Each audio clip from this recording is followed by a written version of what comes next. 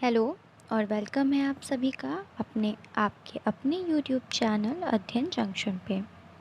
जैसा कि आपको पता है, देखो चल रहा है लॉकडाउन। अब इस टाइम बुक स्टोर जाना पॉसिबल नहीं है, तो और एग्ज़ाम्स कभी भी हो सकते हैं लॉकडाउन के बाद।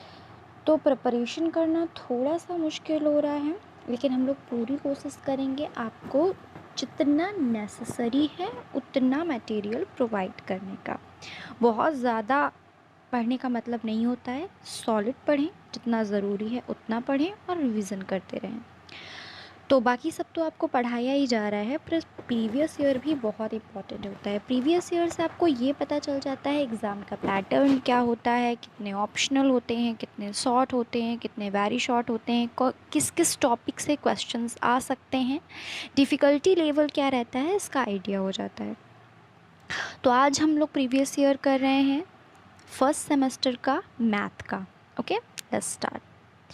क्वेश्चन नंबर 1, निम्नलिखित में से 9 का अपवर्त क्या है। वैसे इस पेपर की पीडीएफ भी आपको लिंक में मिल जाएगी, लेकिन हम साथ साथ सॉल्व भी कराते जा रहे हैं ताकि कुछ क्वेश्चंस तो आपको पता ही चल जाए। बाकी आपको मैथ्स पढ़ाई जाएगी तो उसमें आपको सारे टॉपिक्स पढ़ा दिए जाएंगे। ओके, क्वेश्चन नंबर 1, निम्नलिखित में से 9 का अपवर्त है। अपवर्त मतलब होता है मल्टीपल। जब हमें किसी संख्या का अपवर्त निकालना होता है तो हम उसे प्राकृतिक संख्याएं यानी कि नेचुरल नंबर से मल्टीप्लाई करते हैं। लैंग्वेज मेरी बाइलिंगुअल ही रहेगी, हिंदी में भी इंग्लिश में भी, ताकि सबको समझ आए। तो नेचुरल नंबर से हमारी प्राकृतिक संख्याएं हैं 1 2 3 4। तो हम 9 का मल्टीपल एक एक सबसे करेंगे। 9 का मल्टीपल हमने 1 से किया तो 9 आया, 2 से किया 18 आया, 3 से किया 27 आया, 4 से किया 36 आया। तो हमारा ऑप्शन नंबर 2 सही है। क्वेश्चन नंबर 2, 30 और 40 के बीच अभाज्य संख्याएं हैं। अभाज्य मतलब प्राइम नंबर जो सिर्फ खुद से कटती हैं और 1 से कटती हैं। ठीक है, इसको हम ऑप्शन से ही करेंगे। पहला ऑप्शन है 31 और 33, तो 33 11 से डिविजिबल है। फिर दूसरा ऑप्शन है 33, अगेन 11 से डिविजिबल है, यानी 11 से भाग जाता है। ऑप्शन नंबर 3 31 और 37, यही सही आंसर है। हमें आगे बढ़ने की ज़रूरत नहीं है क्योंकि 31 और 37 सिर्फ खुद से और 1 से कटता है। क्वेश्चन नंबर 3, तीन संख्याएं 1 2 3 के अनुपात में हैं। यदि उनका महत्तम समापवर्तक यानी कि मासा 12 है तो ये संख्याएं हैं। इसे करने के अपने अपने तरीके हो सकते हैं। जिसको एक्स से रेशियो ब्रेक करके करना होता है वो उससे करेगा, पर इसमें सिंपली आप, क्योंकि कॉमन फैक्टर होता है, तो आप डिवाइड कर सकते हैं 12 का 1 से, 2 से, 3 से। तो 12 एकम 12, 12 दूनी 24, 12 तेरह 36, यानी कि ऑप्शन नंबर 2 हमारा सही है। बाकी जिसको जिस मेथड से आता है वो अपना उस मेथड से करे। ओके, नाउ क्वेश्चन नंबर 4, किसी कक्षा में 30 बच्चों में 80% बच्चे उत्तीर्ण हैं, तो कक्षा में कितने बच्चे उत्तीर्ण हैं। यानी कि सिंपली आपसे पूछा गया है कि 30 का 80% क्या होगा। तो किसी का भी प्रतिशत निकालने के लिए हम लोग उसमें गुणा करके जिस संख्या से निकालना है और 100 का भाग करते हैं। तो 30 इंटू 80 बटे 100 यानी कि 24, यानी ऑप्शन नंबर 1 हमारा सही है। 18% का भिन्न रूप होगा। किसी भी संख्या का भिन्न रूप निकालने के लिए, किसी प्रतिशत का भिन्न रूप निकालने के लिए हम लोग क्या करते हैं, उसे 100 से डिवाइड करते हैं। यानी कि 18 बटे 100, 2 से काटा, 2 निम 18, 2 पंचे 10 और 0 यानी कि 9 बटे 50। ये इसके आगे कटेगा नहीं, इसलिए हमारा ऑप्शन नंबर 4 सही है।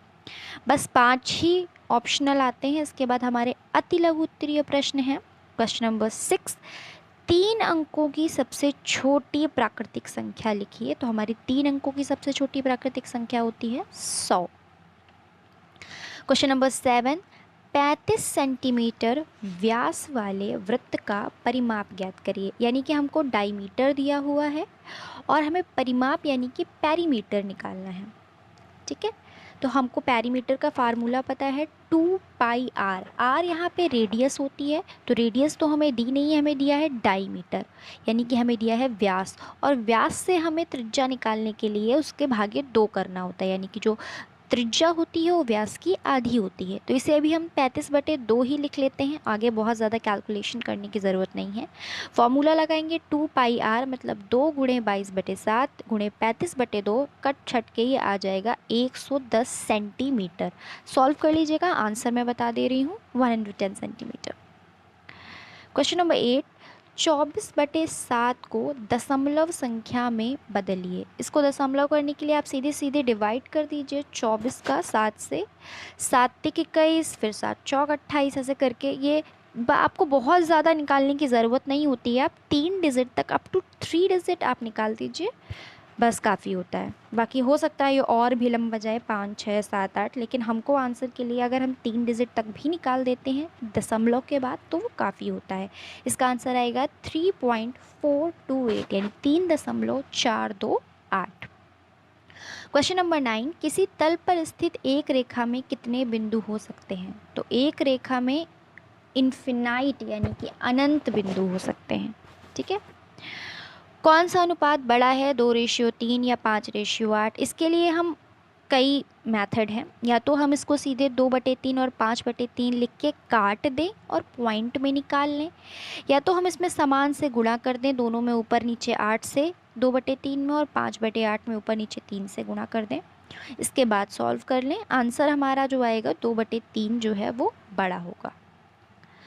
क्वेश्चन नंबर 11, एक दुकानदार के पास 60 कप थे, 40 कप बिक गए, कुल कितने प्रतिशत कप बिके? अब हमें जो है फिर से वही निकालना है, 60 कप थे, 40 कप बिक गए, हमें प्रतिशत निकालना है कि जो 40 है वो 60 का कितने प्रतिशत हुआ। तो 40/60 गुणे हम 100 से करेंगे तो हमारा आंसर आएगा 66.67%, यानी कि 66.67%। इसे आप मिक्स्ड फ्रैक्शन में भी निकाल सकते हैं, जैसा आप आंसर रखना चाहें वैसा रख सकते हैं। बाकी आपको प्रतिशत पढ़ना है, प्रतिशत एक इम्पॉर्टेंट टॉपिक है जो आपको मैथ्स वाले सर पढ़ाएंगे। ओके, तो हमारे इसी के साथ अति लघु उत्तरीय ख़त्म हुए। अब लघु उत्तरीय की बारी है। Question number 12, 18 minus bracket 14 plus middle bracket 16 minus small bracket 18 minus 5 का मान ज्ञात करना है। तो जब भी हमें ब्रैकेट सॉल्व करने होते हैं सबसे पहले हम सबसे छोटा ब्रैकेट सॉल्व करते हैं, यानी कि इसमें हम 18 माइनस 5 जो है पहले इसको सॉल्व करेंगे, फिर 16 वाला सॉल्व करेंगे, फिर 14 वाला सॉल्व करेंगे और उसके बाद हम लोग पूरा सॉल्व करेंगे। तो आप सॉल्व कर लीजिएगा, फाइनली इसका आंसर 1 आएगा। ओके, और ये क्वेश्चन 2 नंबर का है। क्वेश्चन नंबर 13, पटरी और प्रकार की सहायता से 90 अंश का कोण बनाइए। ये तो सबको बनाना आता ही होगा। इन केस अगर किसी को नहीं आता है तो आप लोग कमेंट सेक्शन में बता दीजिएगा। इसके लिए एक पूरी वीडियो आपको अवेलेबल करवा दी जाएगी जिसमें आपको पटरी और प्रकार की सहायता से कोण बनाना बताया जाएगा। अगर आपको नहीं आता है तो आप नीचे कमेंट सेक्शन में बता दीजिए। क्वेश्चन नंबर 14, राम ने 300 रुपये में एक रेडियो खरीदा, वह उसे कितने रुपए में बेचे कि उसे 20% का लाभ हो? पहली बात तो राम को अपडेट होने की ज़रूरत है, रेडियो का ज़माना चला गया। चलिए कोई बात नहीं। राम ने 300 रुपये में रेडियो खरीदा, वह उसे कितने रुपए में बेचे कि 20% का लाभ हो? इसे आप एक्स मान के भी कर सकते हैं, इसे आप नॉर्मल भी कर सकते हैं। बस ये याद रहे, परसेंटेज किसी का भी निकालते हैं वो हमारा कॉस्ट प्राइस पे ही निकलता है, यानी कि जो हमारा खरीदने वाला मूल्य होता है उसी पे हमेशा निकलता है। ठीक है, तो इसको आप अपना सॉल्व कर लीजिएगा। आगे बढ़ते हैं।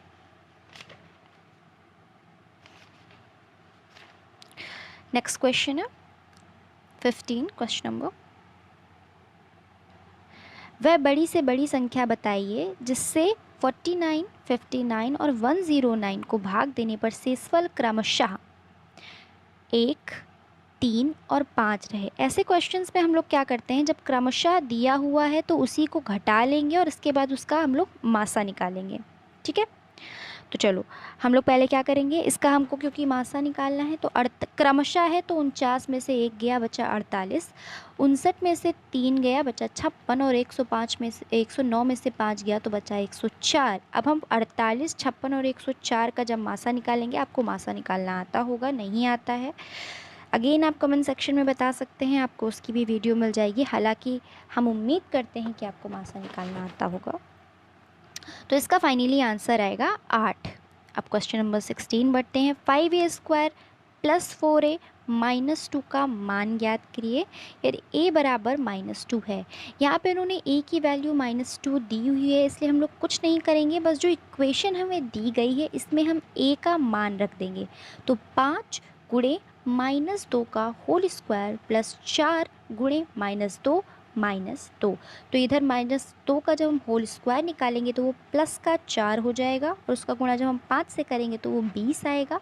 20 -2 का गुणा जब हम +4 से करेंगे तो -8 आएगा, इसलिए -8 -2।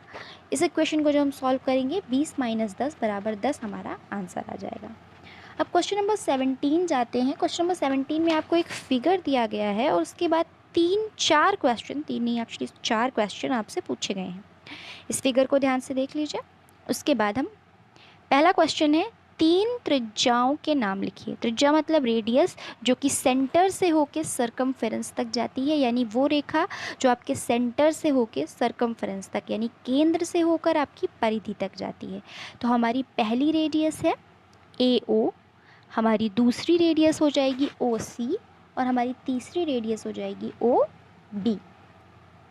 दूसरा क्वेश्चन है, 3 जीवाओं के नाम लिखिए। जीवा वो होती है जिसके दोनों पॉइंट दोनों परिधि पर होते हैं, मतलब जिसके दोनों पॉइंट परिधि पर होते हैं। तो इस हिसाब से हमारी पहली जीवा हो जाएगी AB, यानी कि कॉर्ड पूछा गया है, पहली कॉर्ड हो जाएगी AB, दूसरी कॉर्ड होगी हमारी BC, और तीसरी कॉर्ड होगी हमारी AC। डायमीटर जो होता है वो सबसे बड़ी कॉर्ड होता है। वृत्त का व्यास लिखिए। ऑब्वियसली व्यास यानी कि डायमीटर हमको पता ही है, AC इसका डायमीटर है, और फिर वृत्त का केंद्र बताना है तो O इसका केंद्र है। 18 ही क्वेश्चंस हैं, इसलिए सबसे लास्ट क्वेश्चन है, सलमा अपनी बहन रेशमा से 4 वर्ष बड़ी है। 4 वर्ष पहले सलमा की आयु रेशमा की आयु से 2 गुनी थी। सलमा और रेशमा की वर्तमान आयु ज्ञात कीजिए।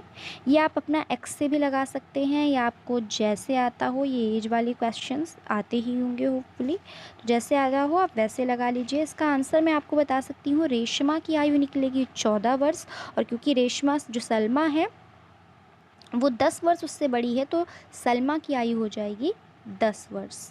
ठीक है। और अगर आपको किसी क्वेश्चन में कोई डाउट हो तो आप पूछ सकते हैं कमेंट सेक्शन में। अगर आपको कुछ नहीं आता हो या फर्दर आपको पढ़ना हो तो भी आप पूछ सकते हैं। होपफुली हमने अपनी तरफ से ये वाला क्वेश्चन करवा दिया है। So thank you.